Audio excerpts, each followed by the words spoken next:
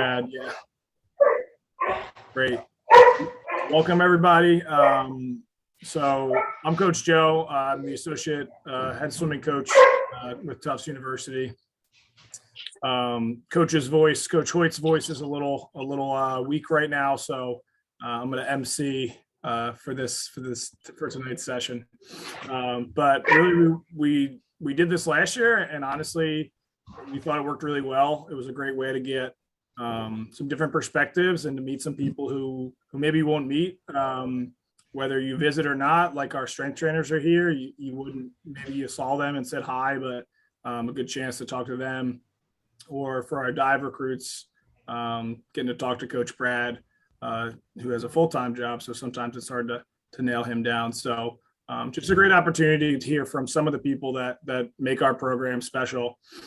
So we'll go deeper intros later, but on the call, the coaches are myself, Nori, Coach Hoyt, Ethan, and Dan are our strength coaches, and they're going to talk in a couple of minutes. But and then Brad is currently coaching a diving practice, but he's going to hop on in a minute. He's right in front of my face, so if I look up, it's because they're bouncing on the boards. But our staff and our university has a lot of just amazing resources between strength and conditioning. We have sports medicine staff that's quite large. We also have 4 to 5 strength interns who come in on a semester basis, yearly basis. We have 3 part-time swim coaches, 2 part-time dive coaches. We had 2 sports psych, 1 sports nutritionist this year. A lot of resources. And it's not required for everyone to use all of them. There's certain requirements that we have, but we have the resources, and I would say over people's 4 years, they learn to utilize them to help them and their swimming and diving abilities. So we just want to give you a little sense of who they are in the program. And I'll stop talking. I'll let them talk a little bit. But next up, we'll have Ethan and Dan introduce themselves. This is finishing up on Ethan's first full year with us, and then Dan, I'm not going to age you, so I'll say it's been over a decade. We'll call it at that. You can go as deep as you want, but we'll let you guys take the mic. Thanks, Joe. I predate Coach Hoyt at Tufts even. That's how long I've been here. So, but yeah. And then some August. Let me just make sure I'm muted. No. Good. It's we good. It's a fantastic place. I think the thing that makes Tufts really amazing and that we really enjoy about it is as swimmers and divers, you know, I've been working the men's program for over a decade, the women's program for the last handful of years. The kids are amazing because not only do you tend to be neurotic about getting good at swimming, but we are able to have really interesting conversations. You know, we've got future doctors, lawyers, engineers, and just some really cool people we get to hang out in the gym with. That said, it's not all fun and games. Ethan will talk a little bit about the specifics, but we hold you to a really high standard when you come in to train. And this might be your first time in the weight room, or you might be familiar with it, but we'll push you as hard as you can handle and as hard as the coaches you can feel will complement your training. And hopefully across 4 years, you'll learn to at least tolerate us. And honestly, it's a pretty fun place to be in the weight room, and we enjoy every minute of it. I'll let Ethan talk a little more about the specifics. Yeah, absolutely. So as Coach Dan implemented, my name's Ethan. So I just finished up my first year here. I'll be going in my second year. So one of the cool things that Dan talked about is swim dive was actually my first opportunity to get on the floor and coach this year. So it was everybody's camera is on. The first coach. Whose camera is on? Are we there? Swim University.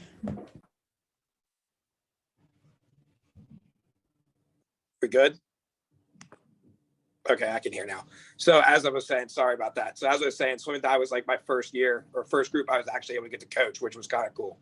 So a little bit more of like the actual nitty gritty into it. So swim and dive, men's practice or train in the mornings, Monday and Wednesday. The women's team will be Tuesday and Thursday. And then along with that, Fridays are kind of just all over the place. It's a gong show. We have a bunch of teams that come in on Fridays. So it's a little bit more all over the place depending on the time of the year. The cool thing about it is it's a little bit more individualized than a lot of our other sports. So we actually consider our swim and dive teams to be more of a 4-in-1 or almost 7 full teams rather than just 1 or 2 full teams. The reason we say that is because we have a full sprints, mid distance, and distance, as well as a full dive team. So we're actually able to periodize and actually, tailor towards what they specifically need, depending on when we're trying to peak them and all that. So early on in the fall, in the first semester, we're going to push you. We're going to push you very hard. With the men's team especially, it's going to be more of a lot of heavier type movements just because we can load them a little bit more. And then with the women's team, it kind of depends on what they need. What we've done in the past, we've done one day where it's kind of more of a up-tempo, faster pace lift. One day where it's a little bit more slower, a little bit more heavy loading, a little bit more intensity. And then one day that's kind of a mix depending on what they need that specific year and what we're trying to peak for. And then as we move closer in the season, towards the end, depending on when we're trying to peak, some people might be trying to peak for earlier on in January or February, depending on when NASCARs are. And then some people might be trying to peak for nationals. So we might pull their training back or push their training a little bit more, depending on when they need to actually peak. As far as, what we're trying to get out of them individually. So with the divers specifically, we tend to do a little bit more heavy leg. So a lot more squatting, a lot more trap bar deadlifting, those type of things. With the sprinters, sprinters mid distance, and with the distance, it really depends on what they need. Like I said before, a lot of it is more fitness based as well. So we could do a little bit more core, a little bit more upper body, and then do finishers that tailor more to what specifically they need in the water. So I could sit here and I could talk all day. If you have any questions, feel free to ask. Dan, if you want to jump in and go ahead and say a couple things, feel free. No, I think, Ethan, you really nailed it. The big thing is don't be either intimidated or don't feel like if you have a program that's working for you, we're going to come in and tell you what to do. We want to work with you. We want to work with you individually and figure out what's best for you. I sat down with a swimmer this year who was like, the weights just aren't working. I feel slower. It's not happening. We revised the training, did a little more explosive stuff, more bands, more throws. Next thing you know, awesome results. She's feeling great. She's swimming great. So those are the types of conversations we need to have. So just because we have a plan in mind doesn't mean our plan is right. It's going to need to get tailored to each and every one of you based on your amount of training history, the amount of sleep you get, how well you're eating, how many classes you're taking, how many other things you're doing in your spare time, what your distance is in the pool, all these different things. So if you come here, we will get to know you pretty well because we'll have a lot of these, challenging conversations trying to figure out what we can do to make you have the best time in your 4 years here because it goes by fast. Thanks, Ethan. Yep. Thank you. Coach, if I could just jump in, I did throw in the chat that if anyone has any strength questions, you can write any questions you have at any time in the chat and we'll try to address them during this session. But what I'll say about Ethan and Dan and their staff, the other strength coaches that work with our teams, strength training is somewhat unique from an NCAA perspective. For safety reasons, our coaches are able to work with our athletes all year long. So if Dan or Ethan see one of our 20 or so athletes who are staying on campus this summer in the weight room and they have a question, they can coach them, they can work with them if Ethan and Dan choose to, given that it's their off season. But there are resources that are accessible to us pretty much all year long. So they get to see the team in training, in their element, almost even more than we do as swim coaches. So one of the questions that came through, guys, was what kind of weight facility do you have? So I don't know if you want to address that. That's a good one. Sure. I'll try to touch on just some of the quick things. If you want to go more in detail, we can, but we've got 18 different racks in our weight room. So that's 18 racks, all the same setup. They have landmine attachments. You know what that is? It's a device that lets you plug a bar in and move it into all kinds of different movement planes. We've got bands, we've got chains, we've got sleds, we have the Airdyne bikes, we've got treadmills, we've got plyo boxes, we've got medicine balls, sliders, those TRX straps. We've got all kinds of heavy duty grippers. We have a lot of toys in there. And we're fortunate with 18 racks and about 4 athletes to a rack, we can fit any single team in there, including like a full complement of football players. But usually it means we get to have 2 teams in the weight room at a time. In addition to that whole huge side, the other side of the weight room is all turfed out. So we have an absolutely monstrous amount of space, and there's an intramural basketball court directly adjacent to it. And I'd argue we pretty much steal that 90% of the day and use that for athletes for warm up if we need to do more throws, jumps, things that we need more space for. So I won't say we have the best Division III weight room in the country, but we actually do have the best Division III weight room in the country, and it's probably not even close. So we're very lucky.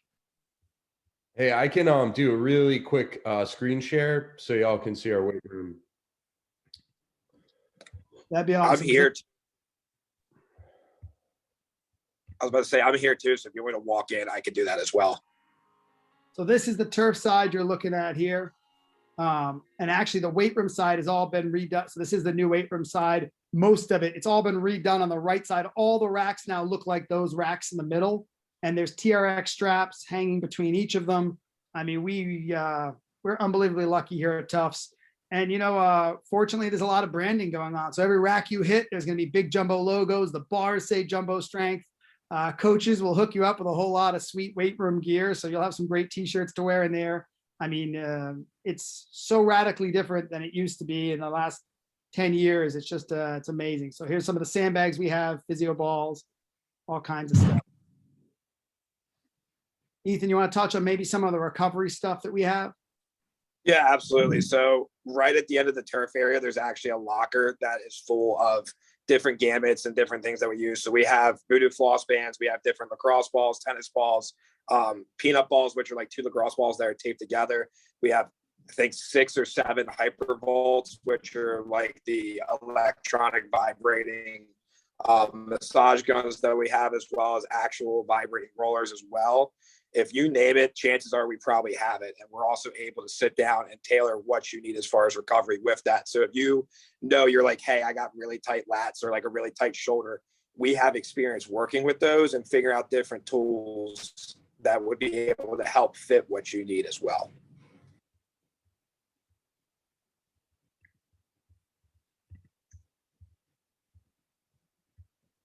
Thanks, guys. Thanks so much. And I'll throw their Instagram up in the chat that has the most up-to-date pictures of the weight room. They do some great videos in there. That's how a few of our kids realized what the hours were today, actually. But yeah, so next up, the swim coaches will go around and briefly introduce themselves. I've been talking for a while, so I'll just kick it off. But my name is Joe Aquavivo. This is my 5th year at Tufts. The first 4 as the head assistant coach, and then this year as the associate head coach. Before that, I swam Division III, coached in grad school, and then did a little high school club coaching for a few years. Decided I liked the college model more. For the biggest reason of being able to work with 18 to 22-year-olds. Great to build relationships and really take that. And we just find it's really easy to work with them and develop them. So that's a little bit about me. Coach Nori. Hi, everyone. I'm Nori Hammond. I am the head assistant coach. I took over Joe's position when he moved up. This is my first year here at Tufts. Prior to Tufts, I worked mainly in high performance senior level swimming. So probably similar to a lot of the models that you guys have with your club programs. I did that for a number of years all over the country. I've coached in Florida, South Carolina, New Jersey, California, and now up here in Massachusetts. I also had the opportunity to work with one of the U.S. national team coaches and some Olympic and national team members for a year out in Santa Monica. That was really where I found that I loved the college age and being part of a community, and that post-grad, the age, like Coach Joe said, 18 to 22. I've really loved my experience here at Tufts. I think one of the best parts about working with college level athletes is building those relationships, but also, your goals really become your own. So highly motivated people who, show up every day are really committed to being the best that they can be, not only in the pool, but in the classroom and in the other activities that they do. So it's been a really exciting first year for me, and we're just looking to continue to build on that as we move forward.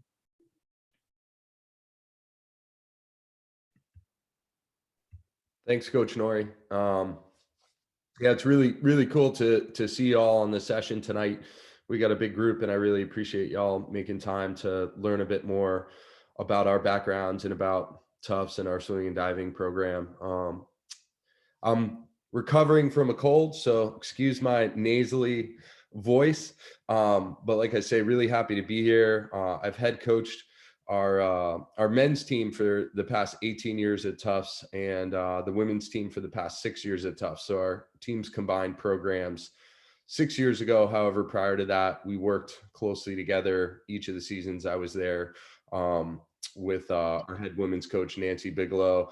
And I guess the first thing I would say about, the swimming and diving program at Tufts, this year we had 4 diving coaches working with our dive team. So 3 part-time coaches and Coach Brad being the head coach.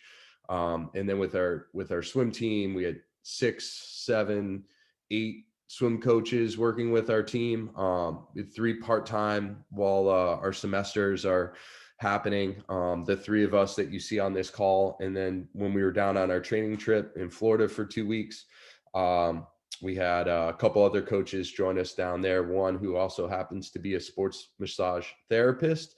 So the team is always very excited to see her and get some extra support on the recovery side of things. But I've done a great job, I think, of surrounding myself with great people, and a great staff. And I point to them when it comes to our success.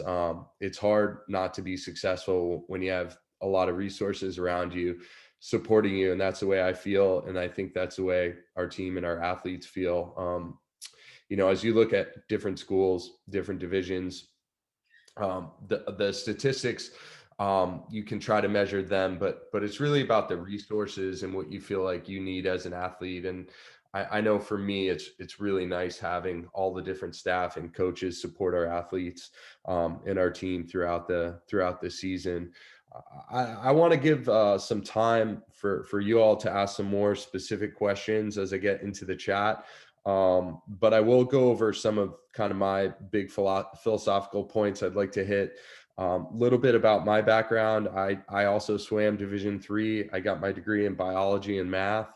I did not anticipate pursuing a coaching career. My college coach pointed me in that direction. My mother was a teacher. I always loved education. And as soon as I started coaching, I realized it was something I really enjoyed. I really enjoyed the teaching aspect of it. And I would say that that's a big takeaway from how our swimmers and divers learn from us as athletes and humans. We're about teaching how to swim better, teaching how to dive better, teaching how to manage being a college student athlete better, and achieving at a really high level. We're very much interested in coaching the whole athlete here at Tufts. It's not just about the butterflyer, the sprinter, the diver. It's about the whole person. It's about coaching Joe, coaching Nori, coaching whoever is on our team, and learning about them and all the different areas that they'd like to excel in while they're at Tufts. We know you want to excel in your sport. If you end up in our program, we assume that you want to excel in your sport. So that piece of it's easy for us to figure out. The harder part for us to figure out is, really kind of where you've come from, what you've been through, where you are right now and where you'd like to go, and how we're going to get there. And how we're going to get there doesn't happen without knowing a little bit about your background. So, we take our time getting to know everybody on the team.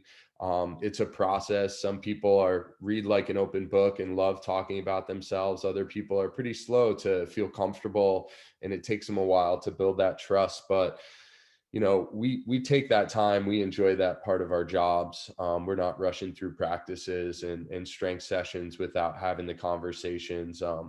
I guess another thing I would say about, our swimmers and divers, they want to know what we're doing every day, but they also want to know why we're doing it and how it's going to help them get better. So it is built around education.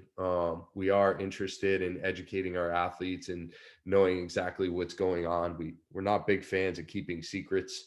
We like to share information that, you'll have access to, and then you can apply it as it makes most sense for you.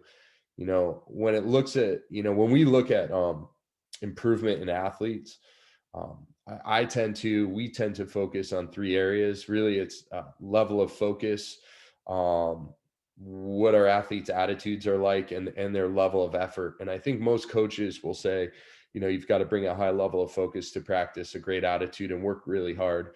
But I think if as a coach, if you know your athletes' backgrounds and you know their interests and you know how to help them get better by writing the right type of workouts, you can really elevate their focus, elevate their attitude, and elevate their effort. So we focus a lot on those things. We don't have a ton of rules on our team. We expect athletes to come to practice. We swim 6 days a week, Monday through Saturday. We strength train 2 to 3 mornings a week.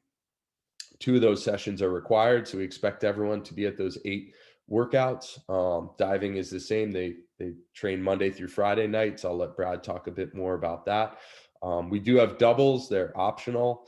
They're not required. We just ask that people who want to do doubles do them consistently throughout the semester. A lot of it depends on the academic workload you have, and again, your background and the events you race, and whether it makes sense for you to tag on that extra volume. As far as other expectations, they're mostly behavioral. We have high expectations of our athletes and how they treat each other, the language they use on the pool deck with each other, with the coaches, how they treat themselves, how they represent us in the classroom, on campus, socially, when we travel on a bus, on a plane. All those things we feel like are within their absolute control. So we talk a lot about being great representatives of our school, and also representing where you came from, your families, your club teams, your high schools. That all comes with being college level athlete.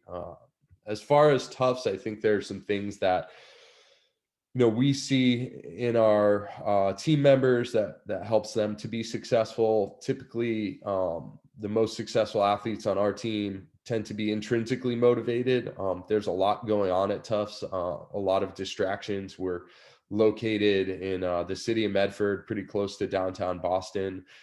We have a fairly large school with both engineering and arts and sciences undergrad, a lot of research opportunity, internship opportunity, clubs, and philanthropic activities. And we want our athletes to be able to pursue their goals in all those different areas, but also be able to have a bit of clarity to prioritize in a way that allows them to be successful. So that intrinsic motivation, when we have our optional training, say right now this week, we're trying to recruit athletes who are coming into train on May 9th, even though it's finals week, that they're going to make an hour to work out because it's important to them, and we know that'll make a difference. Might be a little bit harder this week for some of our athletes than it is the first week of school, but overall they're pretty good about training in the off season. We have 4 to 6 hours of pool time available in the preseason and in the postseason, so pool time is never an issue. Same thing with our diving boards. The boards are always available.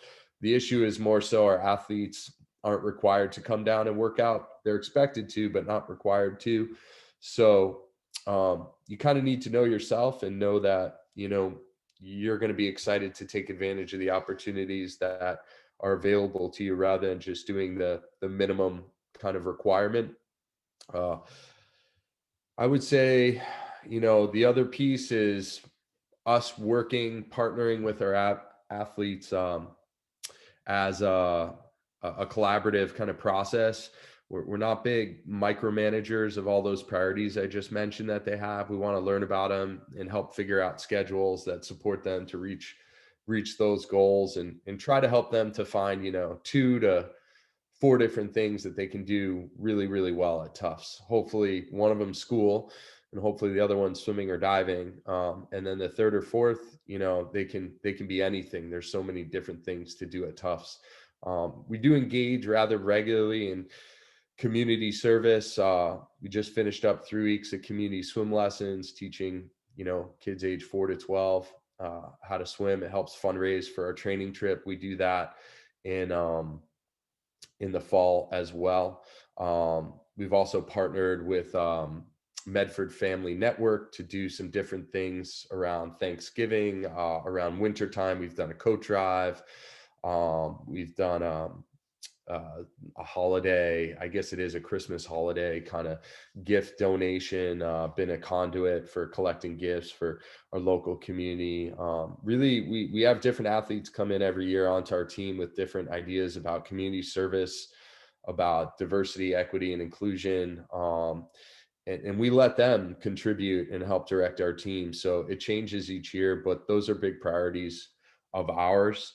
I know I've touched on a bunch of different things, philosophically and technically about how things run for us. I'm happy to chat more about the actual schedule, training schedule, how we train. But at this point, I'm going to pause and see if Coach Joe, if you have anything to add, or Coach Nori, or if there are any questions in the chat that, would be more specific to address. Sure, we had, excuse me, we had one question about our summer, if I'm reading it correctly, is there a summer weights program given to these student athletes? We'll have Dan and Ethan answer that, and then we'll actually let them go for the night. They put their email in the chat if you have any questions. They're great. They work with all the strength teams, but Dan, Ethan, you want to briefly touch on that? Yeah, absolutely. So yes, we do. We tend to, for all of our athletes as well, give them summer packets that they'll be able to do when they're home. A lot of it is more so what we need for them to do or what we recommend for them to do to be able to prep for next season. So a lot of it also is more injury prevention. So we'll slow it down a little bit, give them a little bit more volume so that way they can get a little bit more muscle mass. So that way, hopefully they can turn it into some strength and then strengthen the power as we get closer to end season. And then a lot of it is also injury prevention. So it'd be a little bit more fuller ranges of motion, a lot more recovery stuff as well woven into that. So that way they'll be able to be prepped for next season. Great. Thank you. And just a thanks to Ethan and Dan.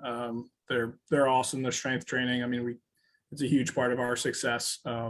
So thanks for taking the time, guys. We'll let you hop off. And then what we'll do next is we'll have Brad briefly introduce himself, and then we'll jump into some breakout rooms so y'all can ask questions. So Ethan, Dan, thank you. Thank you.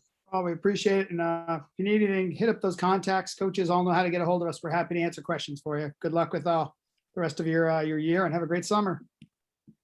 Thanks, Dan. Thanks, Ethan. Thank you. And we will, when we do break out, like Coach Joe said, we'll break out into a diving room. So Coach Brad can specifically talk about dive training, in a swimming room so we can talk a little bit more specific about swim. Hey, Brad. Hey, Adam. And thanks, guys, for giving me a chance. I'm at the pool, of course. Guys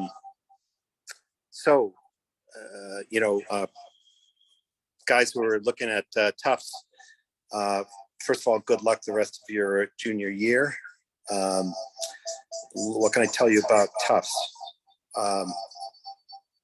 Well, I've been coaching here for more than 30 years. I finished my undergraduate here, and I've taken courses all my life since then. And I just love this school, and I love the swimming and diving team. Let's see. You know what I can do, Joe? Because I think I'm giving you feedback. Sorry if I'm making everybody seasick. Right. Well, I mean, I can tell you, I won't get into details. This pool that you're seeing right here was built in 1947. So, maybe it doesn't do all that we want it to do, but we've had just amazing teams year after year here. Diving wise, we'll do a lot of our training at MIT. I'll get into that later. But all I would say with, you considering Tufts is we want you here if this is your first choice and this is where you want to be. Tufts is a very challenging school and might not be for everybody. In fact, probably when I first graduated from high school, it probably wouldn't have been for me. But after a few years, I think I was ready for ready for a school like Tufts. As far as the dive team goes, we love being part of the swim team, and the divers work extra hard because they have to. They have to get over to MIT and commute to practice, which is not easy. But I think it's really worth the effort. So yeah, so I'll talk to the divers separately in their dive room, and I'll let you take it back up.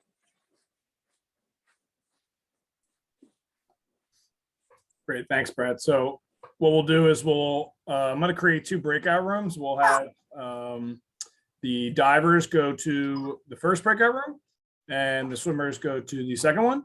And if you're having any trouble, just let us know, and we'll put you in